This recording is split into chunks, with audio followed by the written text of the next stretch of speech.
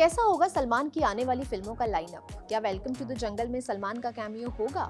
शाहिद, कृति और रश्मिका की कॉकटेल 2 देखकर जनता क्या बोली? एक फिल्म के लिए कितनी फीस लेते हैं शाहरुख खान? इसके अलावा भी सिनेमा से जुड़ी सभी खबरें आपको मिलेंगी आज की फिल्मबाजी में। तो चलिए शुरू करते हैं ये सिलसिला।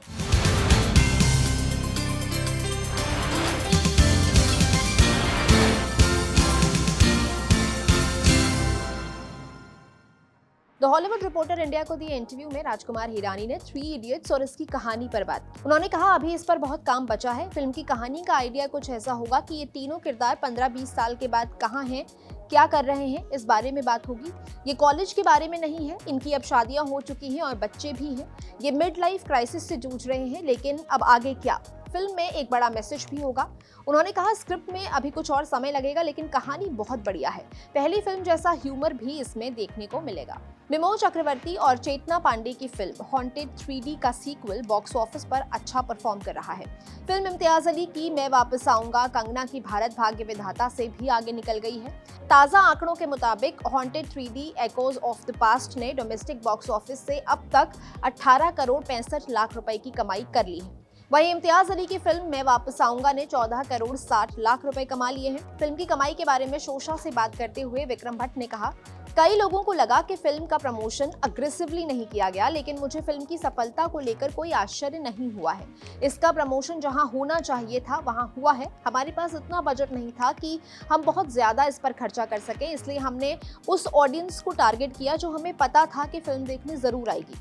इस फ्रेंचाइज की अपनी एक लॉयल ऑडियंस है जिसे अंडर एस्टिमेट नहीं किया जाना चाहिए। शाहिद कपूर, रश्मिका मंदाना और कृति सेनन की फिल्म कॉकटेल 2 थिएटर्स में रिलीज हो गई है। ये 2012 में आई कॉकटेल का सीक्वल है। फिल्म को लोगों से मिक्स्ड रिएक्शंस मिल रहे हैं। एक यूजर ने एक्स पर लिखा, फिल्म का फर्स्ट हाफ बहुत बेसिक और स्ट्रेस्ड है, लेकिन म्यूजिक और सुंदर लोकेशंस की वजह से आप इसको एंजॉय करेंगे। सबसे अच्छी बात है, शाहिद कपूर आपको स्क्रीन पर मजे लेते हुए दिख रहे हैं और वो दर्शक सेंस भी कर पा रहे हैं। एक ने लिखा, ये एक फोर्स्ड सीक्वल है, फिल्म की स्क्रिप्ट बोरिंग है, सब लोग ओवर एक्टिंग कर रहे हैं, फिल्म को सिर्फ कृति सेनन के लिए देखा जा सकता है।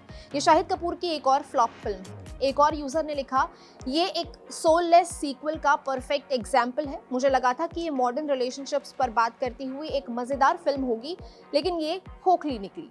प्रभास की फिल्म कल्कि 289880 की सीक्वल का शूट इन दिनों चल रहा है। अब खबर आ रही है कि फिल्म के बड़े किरदारों पर स्टैंड अलोन फिल्म्स बनाई जाएंगी।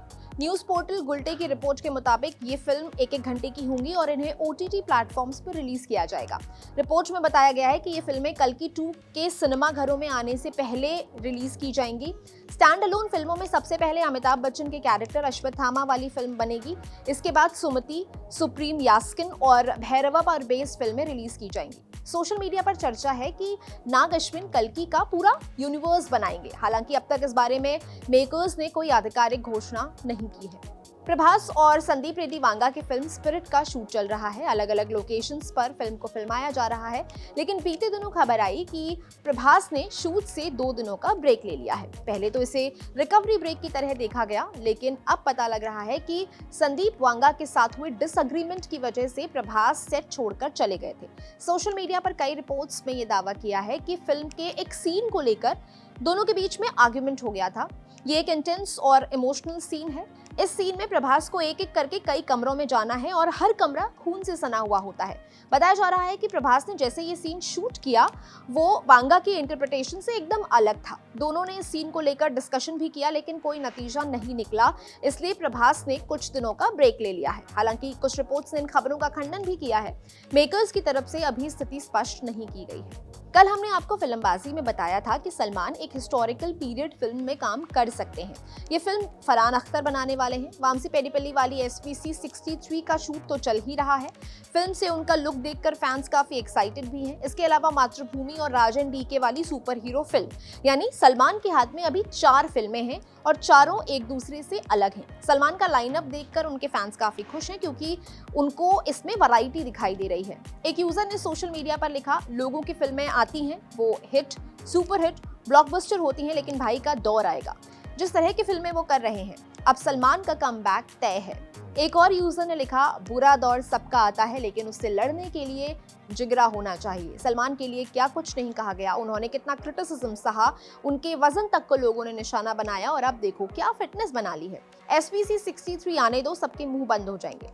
पिछले दिनों ये भी खबर आई थी कि सलमान ने अपनी PR टीम बदल ली है और इसलिए उनकी सोशल मीडिया प्रेजेंस और एटीट्यूड एकदम ही बदला हुआ नजर आ रहा है। वैरायटी इंडिया के रिपोर्ट के मुताबिक ऋषभ शेट्टी की film the pride of Bharat Chhatrapati Shivaji Maharaj 2 parts में बनाई जाएगी।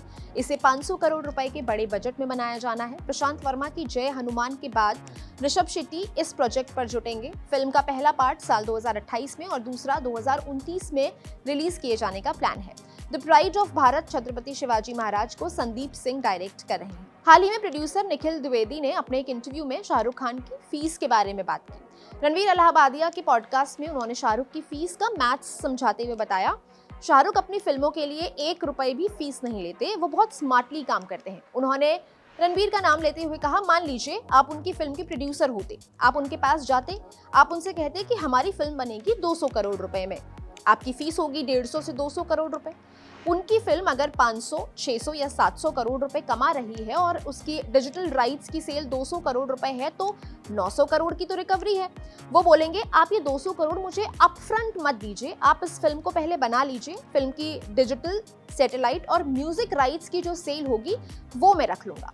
बॉक्स ऑफिस पर जो प्रॉफिट आएगा वो प्रोड्यूसर का होगा और अगर उसमें वो हिस्सा चाहते हैं तो वो उस हिसाब से कॉन्ट्रैक्ट साइन किया जाएगा। कई सोशल मीडिया रिपोर्ट्स में ये बताया जा रहा था कि multi starrer film welcome to the jungle में सलमान खान का कैमियो हो सकता है, लेकिन अब पिंकविला ने अपनी एक रिपोर्ट में सूत्रों के हवाले से बताया है कि सलमान अभी अपने दूसरे प्रोजेक्ट्स में व्यस्त हैं, उनका इस फिल्म में कोई कैमियो नहीं होने वाला है, उनके कैमियो की सारी खबरें गलत हैं। ये फिल्म 26 जून को थिएटर्स में रिलीज होने के लिए शेड्यूल है। स्पाइडरमैन ब्रांड न्यू डे का ट्रेलर आ गया है। इसमें दिखाया गया है कि शहर पर एक ऐसा खतरा मंडरा रहा है जिसे कोई नहीं देख सकता। पीटर पार्कर के DNA पर म्यूटेशन का इम्पैक्ट हुआ है और उसका अपनी पावर्स पे से कंट्रोल चला गया है। DNA से म्यूटेशन का असर कम करने के लिए वो डॉक्टर ब्रूस के पास जाता है। वो उनसे पूछता है कि क्या वो इसके लिए कुछ कर सकते हैं। डॉक्टर ब्रूस उसे अपने हाथ में बंधी हुई वो डिवाइस दिखाते हैं जिससे वो अपनी पावर्स को कंट्रोल करते हैं और खुद को हल्क बनने से रोकते हैं। ट्रेलर में स्पाइडरमैन और हल्क को भी आपस में भिड़ते हुए दिखाया है।